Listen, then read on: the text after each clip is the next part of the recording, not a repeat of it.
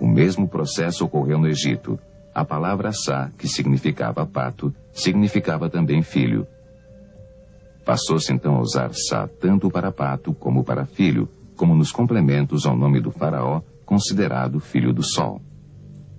Assim, a escrita pictográfica ou ideográfica, que representava as ideias, passou a incorporar também a representação dos sons da fala. Com esta conquista, abriu-se para essas civilizações a possibilidade de escrever todos os sons da linguagem oral, inclusive os nomes próprios, como nomes de pessoas e lugares.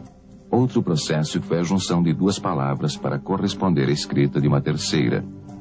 Criando um exemplo em língua portuguesa, se pegarmos o pictograma ir mais o pictograma mão, formamos a palavra irmão. Ou em inglês, se criarmos o pictograma bee, que significa abelha, mais o pictograma leaf, que significa folha, teremos believe, em inglês, acreditar.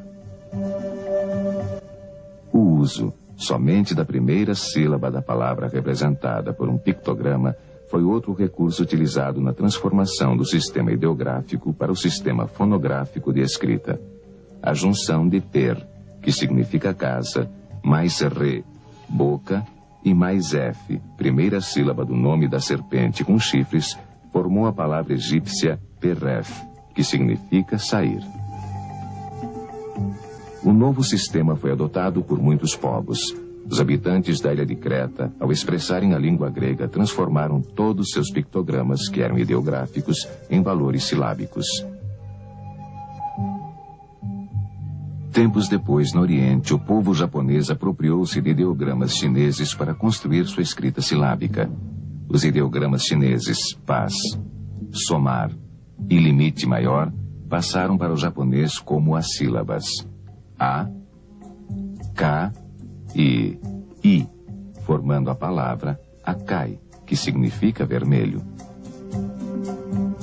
Nos últimos séculos do segundo milênio antes de Cristo, povos semíticos como os fenícios desenvolveram um grande intercâmbio comercial com outras nações do Mediterrâneo, trazendo para suas culturas pictogramas de origem egípcia, cretense e de outros povos. Usaram esses pictogramas como a primeira consoante dos nomes traduzidos, como o per, casa egípcio, traduzido para bet, casa em língua semítica, que séculos mais tarde viria a dar origem ao beta grego e ao b latino.